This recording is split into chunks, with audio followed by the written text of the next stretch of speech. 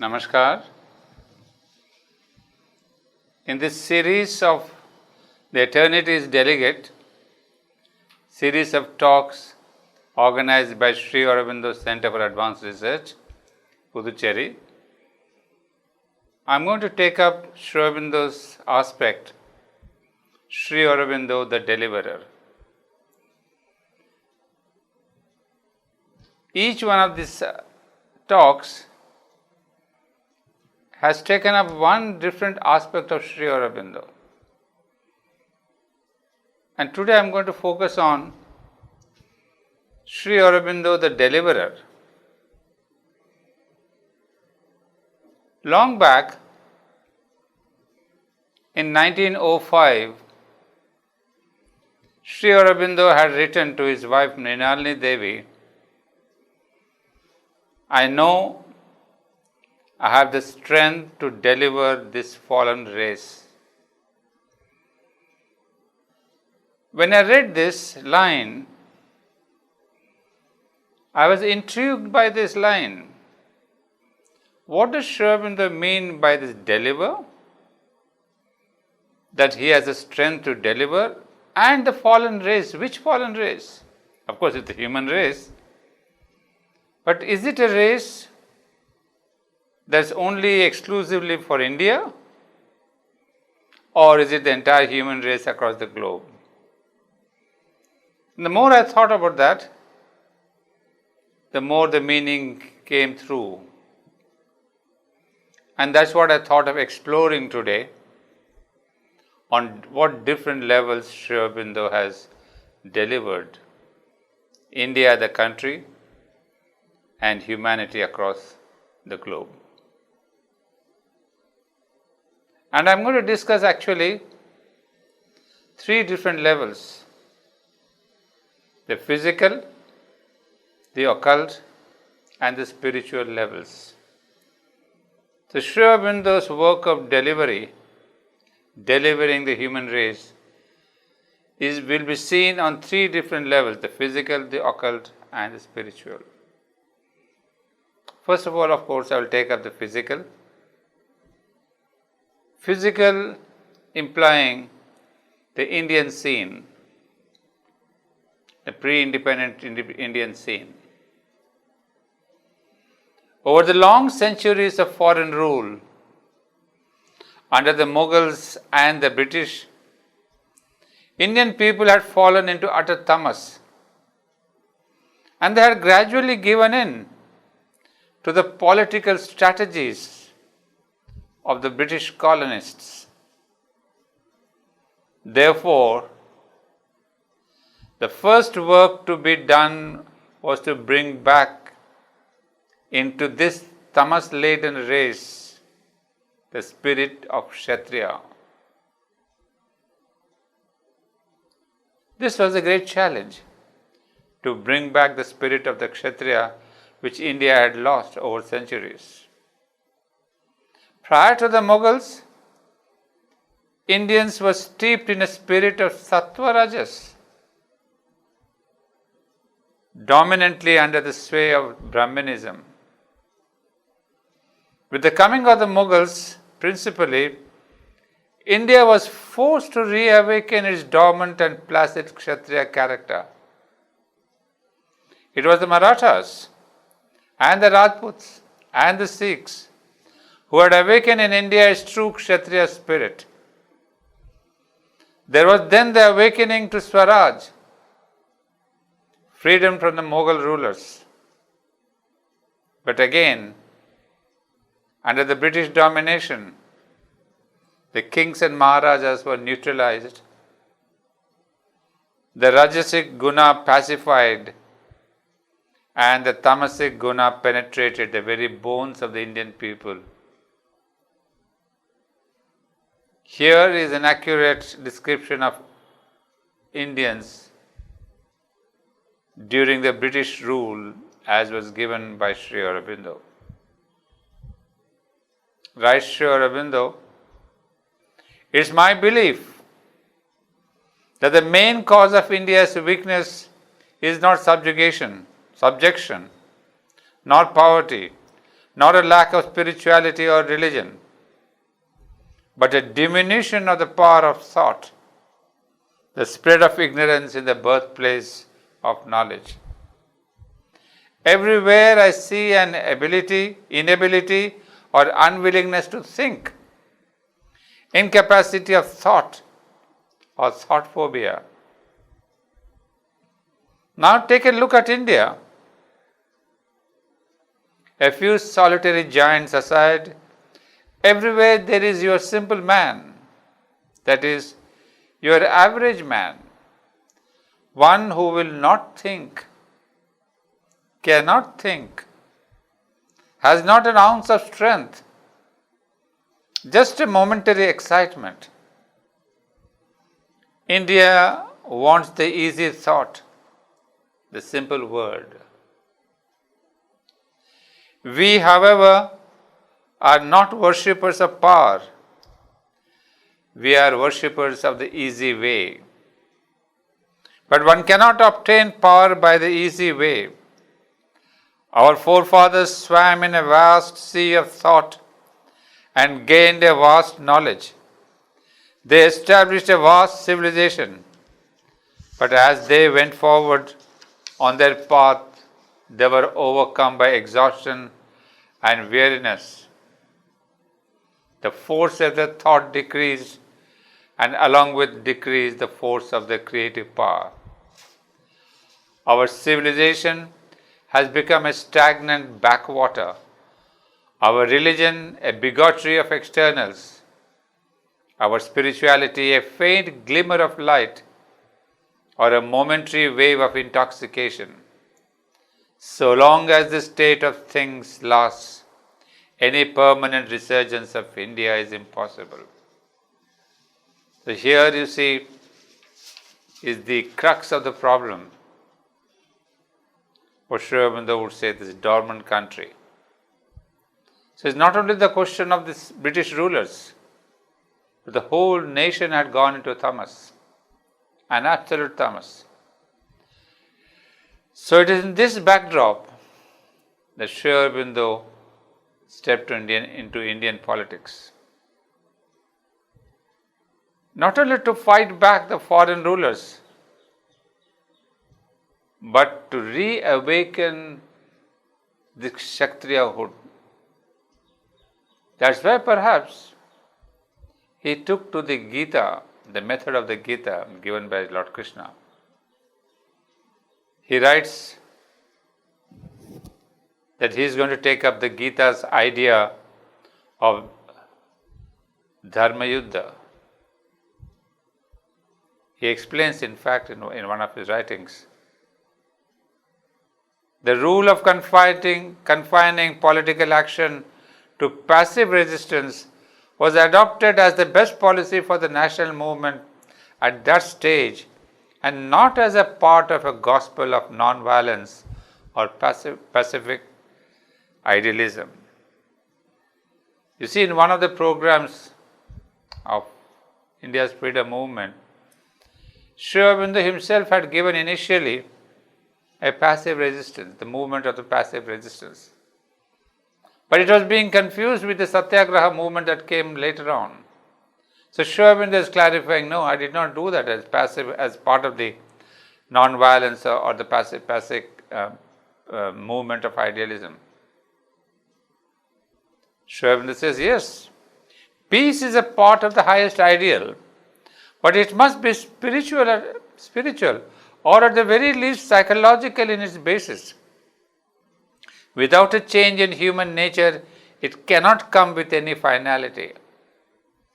If it is attempted on any other basis, moral principle or gospel of ahimsa or any other, it will fail and even may leave things worse than before. So of this Sri Aurobindo was very clear in his mind that peace cannot be forced upon a nation.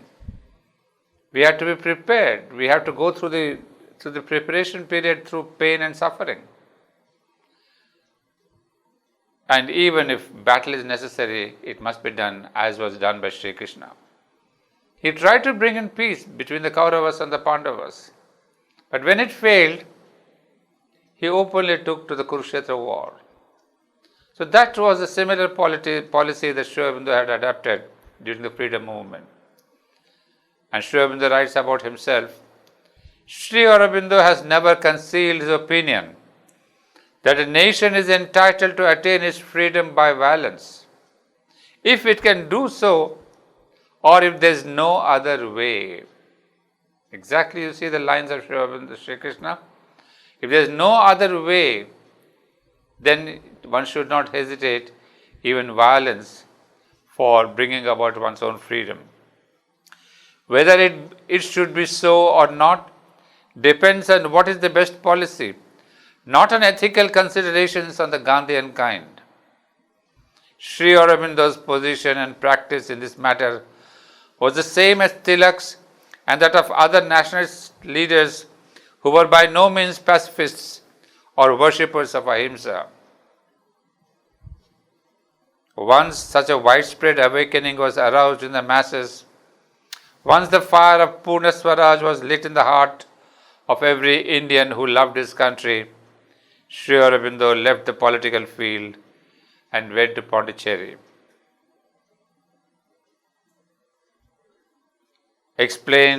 He writes an explanation in 1932 the reason why he came to Pondicherry.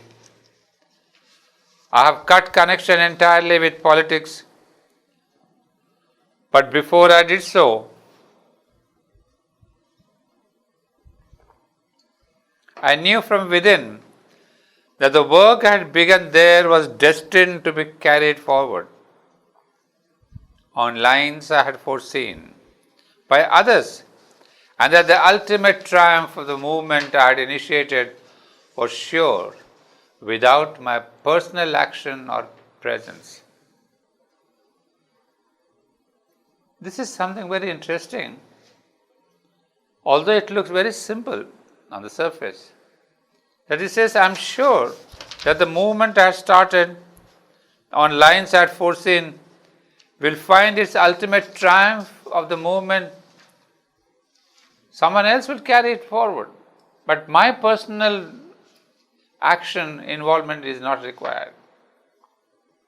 There's a deeper meaning in this, because it says somewhere, well, I'll come to that explanation, that there is something else behind this freedom movement of the country. However, that is the occult level which I'm going to take up in my next deliberation. So when Sri Aurobindo came to Pondicherry, he had felt that he was destined to do this work of delivering his country from bondage to freedom, from slavery to independence. In fact, he had written to his wife, I was born with it. It is in my narrow marrow. It is in my very marrow. God sent me to the earth to accomplish this great mission. So here was Sri Aurobindo, who had in a way delivered the country from its slumber. But the results were yet to come. He had left in 1910 and come over to Pondicherry. And it took more than about 35 to 37 years for India to get its full freedom. But as I said, Sri Aurobindo always sees what is coming behind, what is working behind, what are the forces that are really planning this entire movement.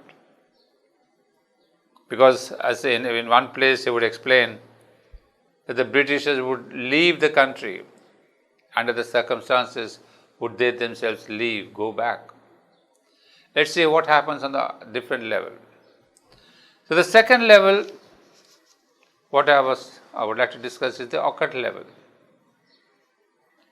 Now I do see a connection that between this physical level where Sri Aurobindo himself immersed in action, writing the Bande Mataram articles and responses and some movements, there's something else he foresaw. And that is the occult level that we'll see what happens on that occult level. the forces that had worked towards the second war were similar to those that had hastened the Kurukshetra war. The two sides, the Kauravas and the Pandavas, were facing each other because the Kauravas were resisting the descent of a new dharma.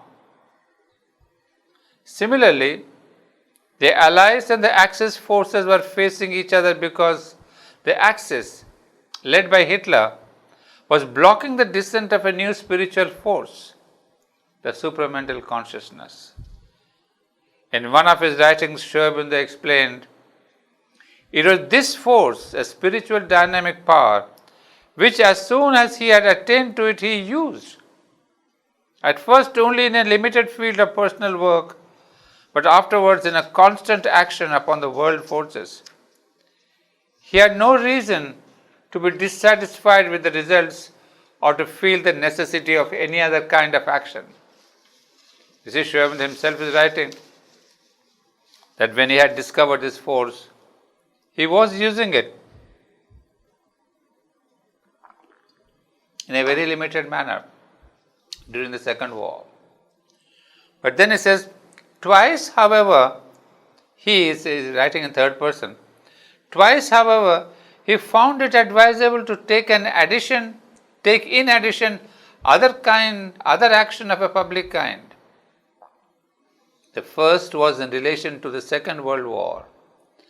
At the beginning, he did not actively concern himself with it, but when it appeared as if Hitler would crush all the forces opposed to him and Nazism dominate the world, he began to intervene.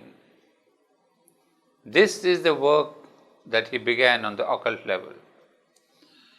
And Sri Aurobindo did use his power to stall the movement of Hitler. Why? This he did, writes Sri Aurobindo, because he saw that behind Hitler and Nazism were dark asuric forces that their success would mean the enslavement of mankind in the tyranny of evil and a setback to the course of evolution, and especially to the spiritual evolution of mankind. It would lead also to the enslavement not only of Europe but of Asia, and in it India. An enslavement far more terrible than any this country had ever endured, and the undoing of all the work that had been done for her liberation.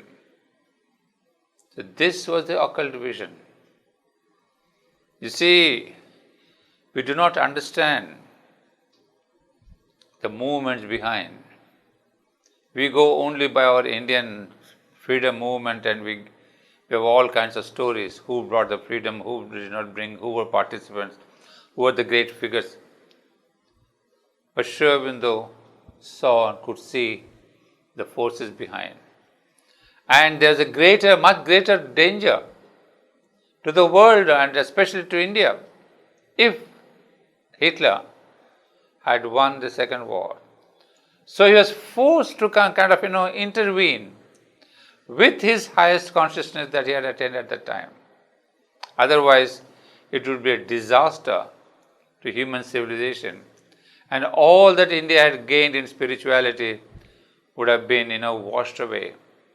So this kind of a recession of human civilization, Sri Aurobindo could not accept it. So he was forced to jump into it. So even after coming to Pondicherry, not after he came to Pondicherry, the Second War danger came up. So he intervened. And then we will see why Sri Aurobindo is telling us about this tremendous enslavement, far more terrible than any this country had ever endured. Not only India, but the entire humanity would undergo tremendous shock and a kind of, thrown back. As in one of his conversations, he would tell us that almost 2,000 years of backward civilization would come back. Humanity would be thrown back by about 2,000 years of civilization. What does it mean? Almost a barbarism. So that was the biggest challenge. But here I would like to, I've gone into some of this Hitler's own announcements, where we see what Hitler wanted to do with the world. And once we read this, we understand the magnanimity and the urgency of Sri Aurobindo's and the mother's intervention in the Second War. Here I have a few letters from Hitler. He writes, Hitler writes, "The new man is living amongst us now. He is here. Isn't that enough for you? I will tell you a secret. I have seen the new man. He is intrepid and cruel. I was afraid of him." Hitler himself is writing. And then he says, "Creation is not yet complete. Man has reached a definite stage of metamorphosis. The ancient human species is already in a state of decline, just managing to survive. And the ultimate aim is the coming of the sons of God. All creative forces will be concentrated in a new species." Mark these words: new man, new species, sons of God. I mean, if we did not know the source, somebody would think it's coming from Sri Aurobindo. The same vocabulary: new man, sons of God, and a new species. So he's saying, I'm working for that kind of thing. In 1934, once again, Hitler confided in one of his generals, "I will tell you a secret. I am founding an order. It is from there that the second stage will emerge, the stage of man-God, when man will be the measure and center of the world. But there are other stages about which I am not permitted to speak. And this man-God or super being will be born from a youth that shall grow up and alarm the world," said Hitler. "I want a violent, domineering, dauntless and cruel youth. Youth must have nothing weak or tender about it. From their eyes, the unfettered and marvelous beast of prey has to glitter once again. It is thus that I can create new things." And Heinrich Himmler, who was the chief of the Black Order of the SS, gave the following credo to the chosen ones in the initiation castles. I mean, it's extraordinary the way the language, the similar language is. Look at this. "The world is matter to be transformed." It's almost a similar phrase, like you can find this phrase in Sri Aurobindo everywhere. Matter to be transformed. To liberate the concentrated energy of the wise men. Psychic energy capable of attracting the powers from beyond. All the peoples of the world will be uprooted and turned into an immense nomad population. A kind of raw material which can be exploited and out of which will emerge the flower, man in contact with the gods. And now we understand why Sri Aurobindo and the mother had to work so hard. In fact, this is really Sri Aurobindo the deliverer. Had he not come and intervened here, he would not have, humanity would have been a pulp. It would have been, as they say, raw material which can be exploited, under which a new human being will be born. Yes, both the forces, those of light and those of darkness, had both seen the turning point in human evolution. Mid-30s. Imagine the same time of the Second War.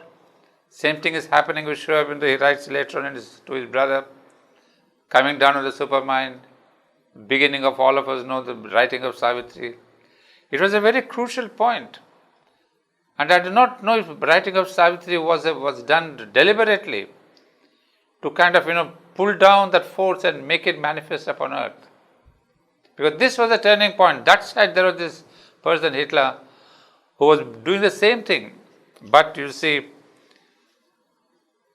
both of them spoke of the new man, the Superman, the new race, the new world order. But the difference in these visions is obvious.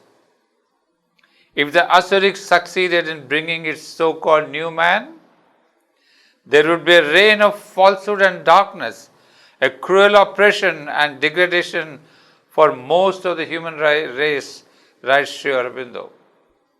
If the new man of the divine comes in, it will be a chance for the ideal to grow, for the divine work to be done, for the spiritual truth for which we, Sri Aurobindo and the Mother, stand to establish itself on earth. What I realized from all these contradictions was that the black sun of Hitler had a symbol of the black sun. The black sun of Hitler was pitted against the golden sun of Supermind, as envisaged by Sri Aurobindo and the Mother. It seemed as if there was a race between the Asura and the divine, one trying to erase all the possibilities of the coming of the new race by destroying the human base, and the other trying to hasten the descent of the supramental consciousness in the evolutionary process, even by a self-sacrifice if needed. The battle was between the true swastika, a symbol symbolizing the revolving sun, and the tilted swastika, which has no base and which denotes a devolutionary movement, not evolutionary but a devolutionary movement. We can understand the intensity of the struggle from what the Mother had indicated on November 5th, 1961. Throughout the war, Sri Aurobindo and I were in such a constant tension that it completely interrupted the yoga, and that is why the war was started in the first place.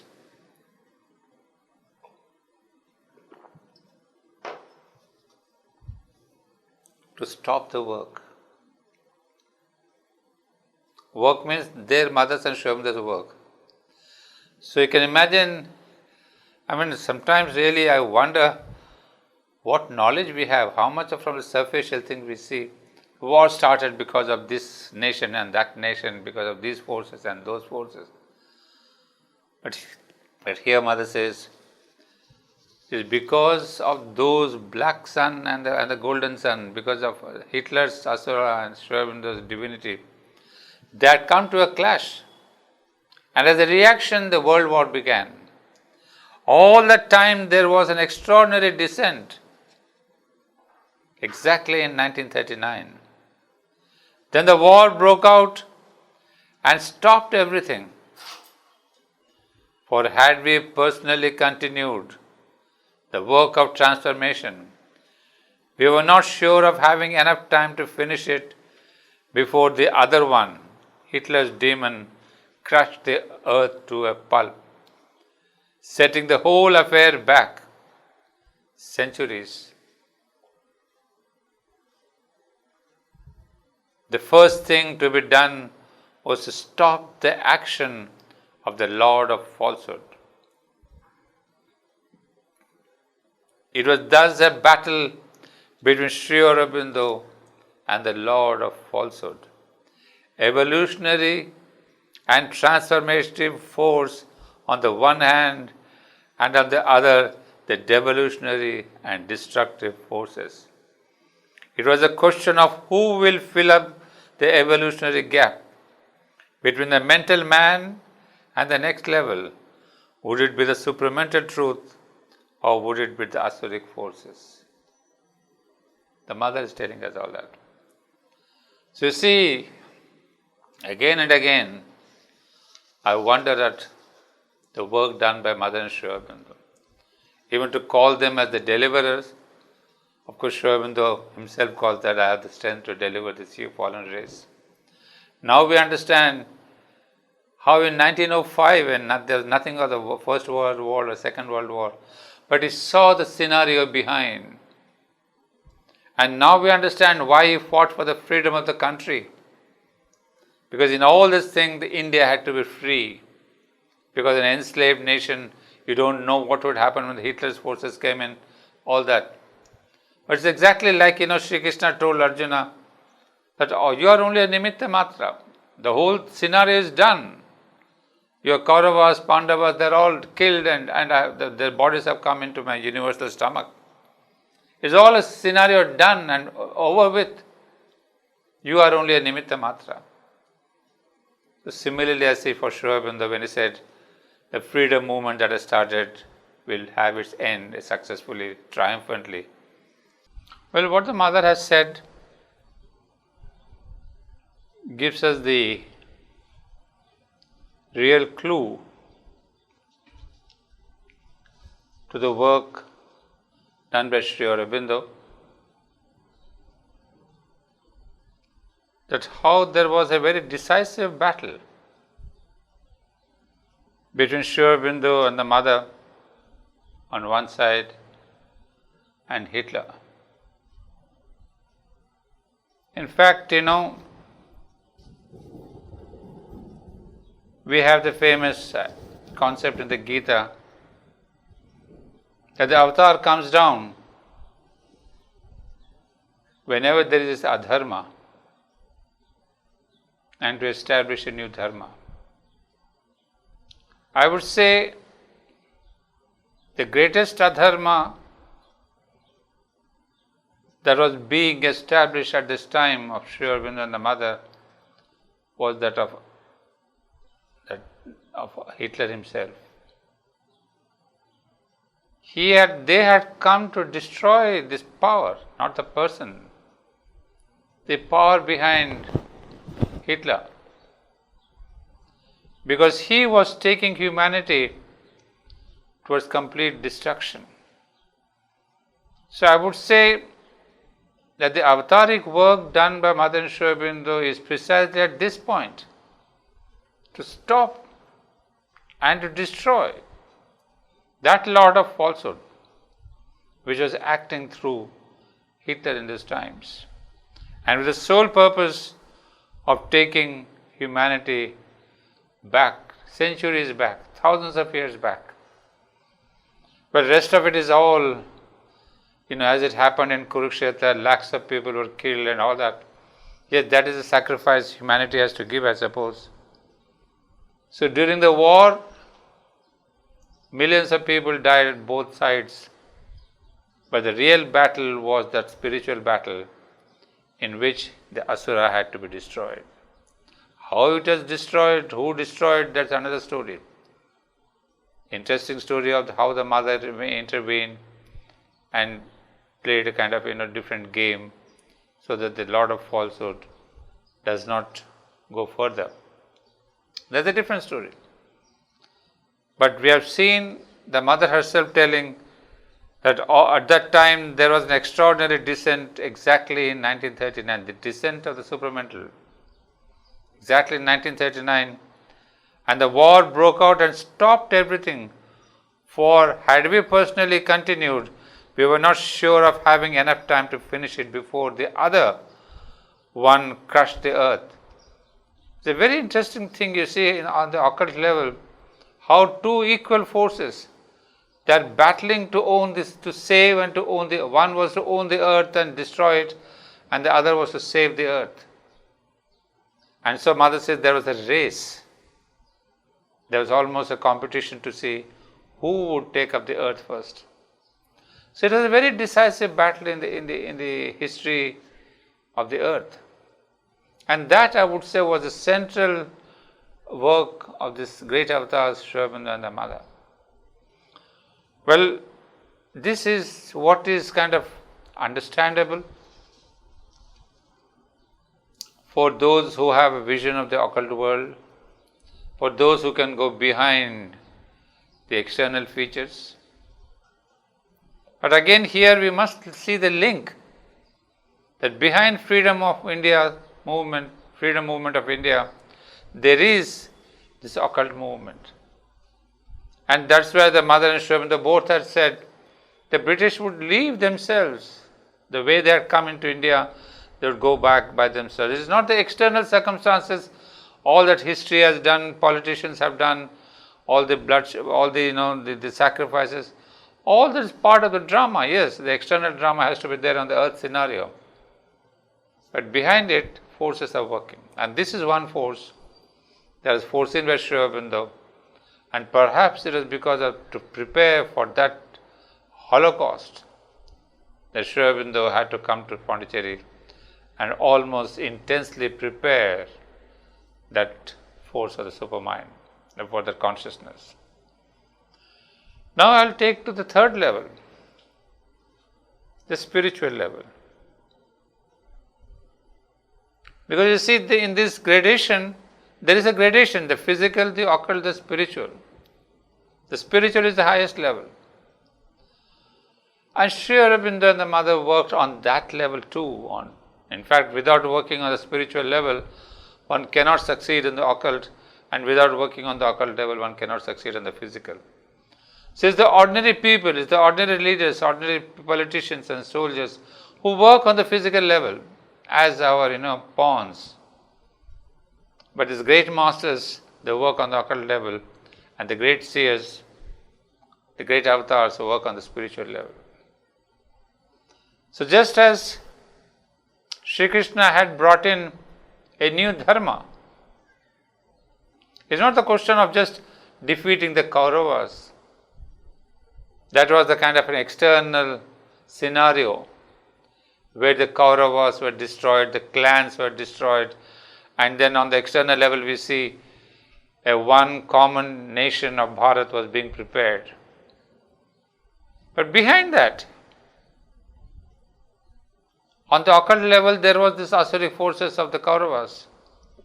But behind the Kauravas, on the spiritual level, some work was being done. That was the establishment of a new dharma. Dharma means a new consciousness, higher level of consciousness. And that higher level of consciousness was, in Sri Aurobindo's language, the over-mental consciousness. Consciousness of over-mind. So you see, there's a tremendous meaning behind what these avatars do. The world sees only the external scenario, and then we read Bhagavatam about his romantic affairs, about his little things, about his wars and about his conquests. But as poet Blake told us, that these great poets, you can see always different layers of meanings. So these great avatars also work on different layers simultaneously. And one of the things that we should understand, behind this occult also, there is a spiritual level. Because that is the cause, that is the cause of the whole thing. And there what happens? Well, Sri Aurobindo wrote a letter to his brother in 1920. That's on the physical level we see the connection. He says, after 15 years, I am only now rising into the lowest of the three levels of the supermind. You see, Sri Aurobindo had to give us a connection to his outer life also. In the sense, otherwise if it is done, it could be done invisibly and without the knowledge of any human beings about what he is doing, which level he is achieving. But in Sri Aurobindo's yoga, we have always had links with this external practices, external sadhana, because that's what is his yoga about. It's not something done in the invisible lines and left at that. He always connects it with his own life, so that tomorrow when the disciples of the future of humanity, they want to trace the path to the supermind, they say how Sri Aurobindo himself followed the path. So he wrote to his brother that is only now that is in the lowest level of the supermind. Now the question is, this rise into the supermind, it may be the lowest level, gradually he will go to the higher ones. By 1935 he would achieve almost the supramental level. But then, this is not the full work of Sri Aurobindo. To reach the supermind was not his aim, was not the aim of his yoga. It was necessary to reach the supermind for the sake of another thing. And what is that another thing? For the sake of transformation, or I would put it that way, for the work of the uprooting of the falsehood of death and ignorance and all this inconscience, etc., from the deepest level. You see, we are so ignorant, we think of our own external mind, external body, etc. But deep down, all this falsehood are rooted on the level of the inconscient.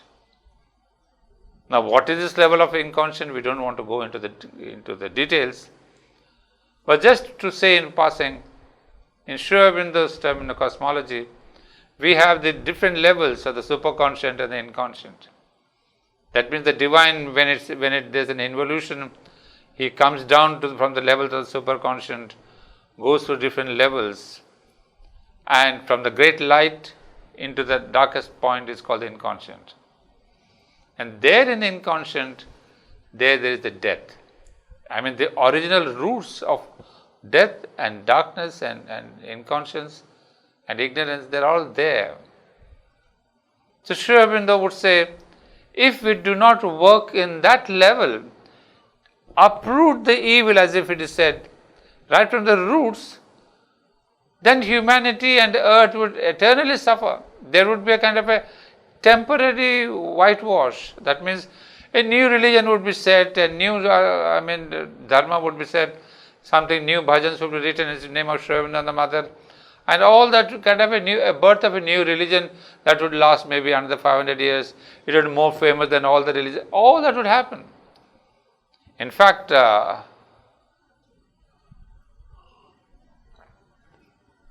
in the early 90s and in the 30s,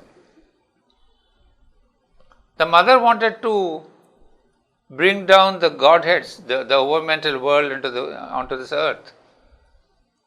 She had brought down many of these Godheads and asked them to, establish themselves in some of the sadhaks of the ashram, so that they get hooked to the human beings and their consciousness gets permeated into the earth's atmosphere. Because that way she wanted to bring a kind of a higher consciousness, the overmental consciousness that Sri Krishna had established upon earth. She wanted to manifest it upon earth.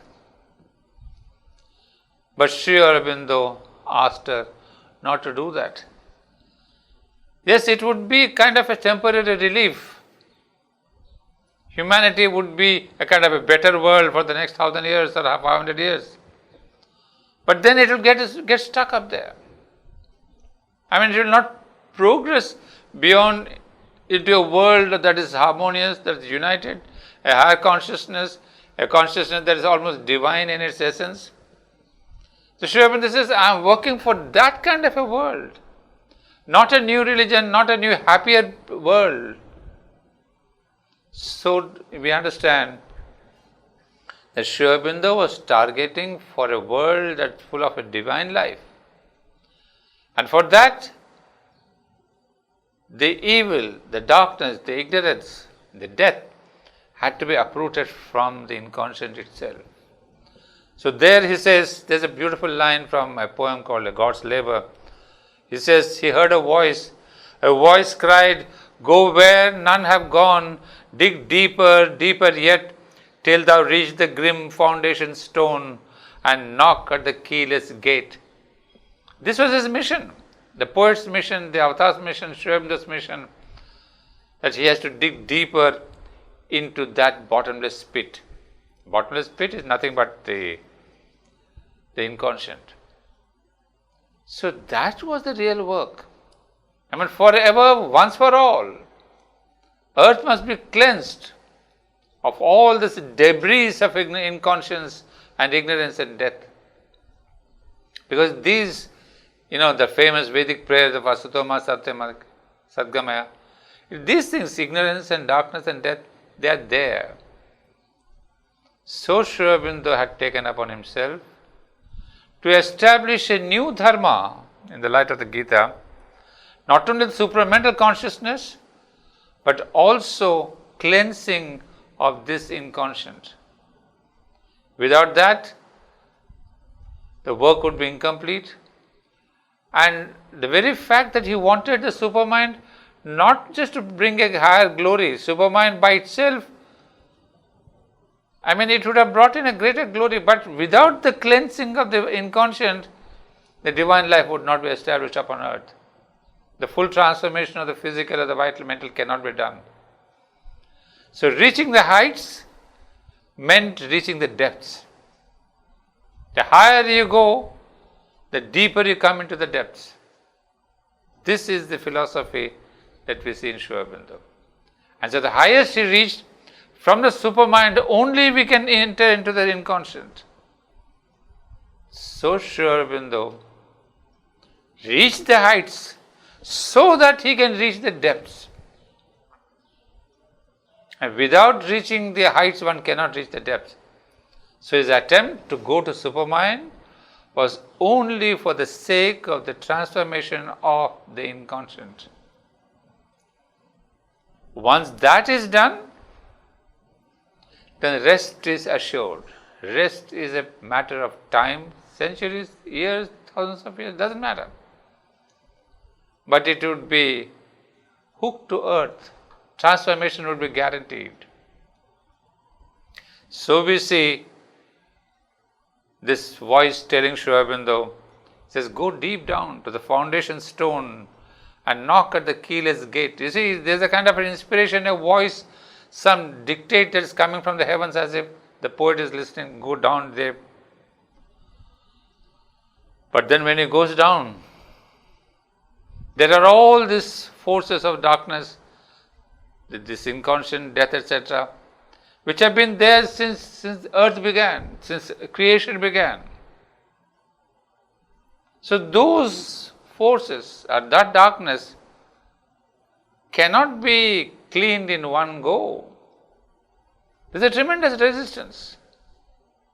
Because without this resistance, that's why most of these avatars, previous avatars, or yogis or sannyasins, did not dare to go into that inconscience because they did not have the sufficient equipment of the supramental consciousness, which alone has the force and the consciousness which can dare enter that bottomless pit and that darkness. But when Sri Aurobindo started penetrating, which he did so only after 1920 when the mother returned from Japan to ashram, Pondicherry, it's a kind of a twin effort. And that was in fact the deeper meaning of the return of the mother. All that has happened after 1920 is another part of the story. In 26, the overmind comes, establishes itself, and Sri Krishna descends into the body of the physical. All that's a different story. It's a kind of the descent itself is a kind of a confirmation by Lord Krishna that now supermind can come down into the physical. The overmind could not come into the physical because the overmind could not go into the inconscient and purify all that and to transform. So the symbol of Sri Krishna's coming in, the inner meaning of Sri Krishna coming into the physical means that Sri Krishna himself had to kind of collaborate with Sri Aurobindo in order to bring even the overmind into the physical. Overmind had not come into the physical. Of course, Sri Krishna himself was a symbol, but it was wavering on different other height than the physical. So the descent of Sri Krishna is a confirmation to say that Sri Krishna himself wanted the overmind to come into the physical. And now we began the other journey, etc. But I was concentrating on the descent into the inconscient. There, the battle begins. One of the first battles is with death itself. And that is perhaps my guess why he started rewriting Savitri in 1930s. But that was the real battle where the battle had taken place, was happening. And Savitri was nothing but a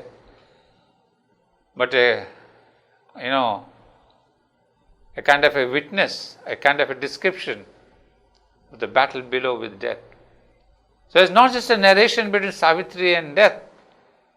It was a thing happening on another level. So Sri Aurobindo says, all that I've written is my experience. So it's not an imagination. That's why the mother says, all that he wrote, I was also experiencing, because she was also in the inconscient along with him. It's a mysterious game, it's difficult to understand, but it's so beautiful once you start getting a little glimpse of their work. So here he was working in the inconscient, there he was writing a poem, the Savitri, and there she was getting the same experience. The mother says, previous night I had the whole same thing. So it is now Sri Aurobindo had really gone in, facing death and trying to transform that. And that transformation was taking place. And there, of course, as I said, there's always a resistance. Did we not see when the supermind was coming itself, there was this Hitler's Asura coming in, a resistance from the earth. The world war broke out.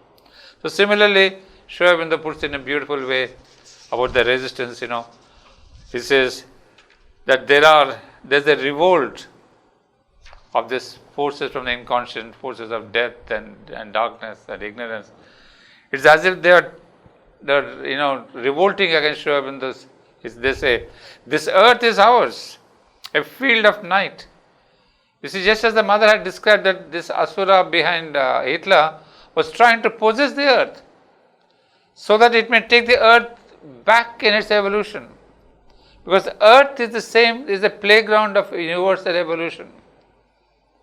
Whatever evolution happens upon earth, it impacts this entire universe. So all the Asuric forces and the divine forces focus and concentrate on earth. So earth is that game, is that ball. Whoever conquers that ball, he can take it forward. So the Asuras want the earth as much as the divine want the earth, because that is the place of evolution. So also these forces tell him, this earth is ours, a field of night for our petty flickering fires. How shall I brook the sacred light? Sacred light being brought down by Sri Aurobindo and the supermind. He says, we don't want that light. Or suffer a God's desires. Come, let us slay him and end his course. That's the revolt. The same revolt that had happened in the Second World War. They wanted to kill the divine forces, stop the descent of the golden sun, the supermind. I mean, it's so very realistic, this battle between us about what Hitler was doing and Sri Aurobindo. I mean, when I read this, it's so amazing to see the same vocabulary used by both sides. The new man, the new world, the sun, and then all that. So now again, he would say, his pursuit into the bottomless pit was going on. But then maybe at the same time we see Savitri, the description of Savitri and death, how Savitri conquers death. I mean, the word conquers, of course, we know what it means. Of course, in the right sense, transforms death. Because that's what Sri Aurobindo and the mother wanted to do. Transform. Because the transformation that begins in the inconscient will sprout up from the subconscious into matter, into life, and then that transformation will come up and transform the life upon earth. So there is a kind of a double-edged transformation from below and from above. So this is this huge transformation that they have been looking for, and that's why this transformation comes in, and there is a point of victory. Of course, in this single poem called A God's Labor, we can see something of Savitri, but I mean the whole description of the transformation and the victory is given in great length at Savitri. But here, there's one stanza which tells us, Heaven's fire is lit in the breast of the earth, and the undying suns here burn. See, the undying suns here burn. Through a wonder cleft in the bounds of birth, the incarnate spirits yearn. You see, when he says the undying suns here burn, this is again the question of the sun.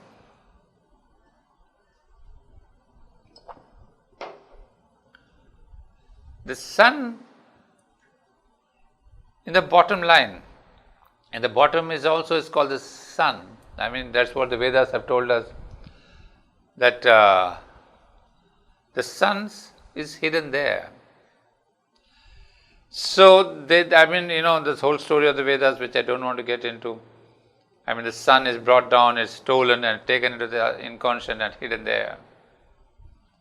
So that is again, there is that the dark sun has become the golden sun, and these suns start burning, means they start coming up in the evolutionary level. So here there is a kind of another level of deliverer. That means he has gone into the depths of the inconscient and delivered the dark force, the dark asuric forces, the dark death forces, and brought them back into the light, into the supreme light.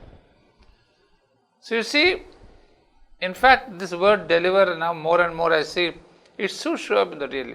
Humanity, not only the fallen race, but the fallen humanity, fallen earth, fallen consciousness, inconscient. Everywhere he has done that deliver. And so we see that he has brought in, of course, there are other descriptions where we see the beginning of a new children, of new supramental children.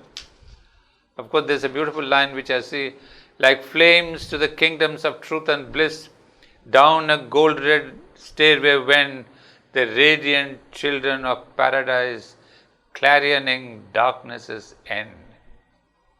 So this is the climax. That you see, Sri Aurobindo has delivered this dark sun and brought it into the consciousness. Sri Aurobindo has brought in the new supramental, the new race, what he calls the radiant children of paradise.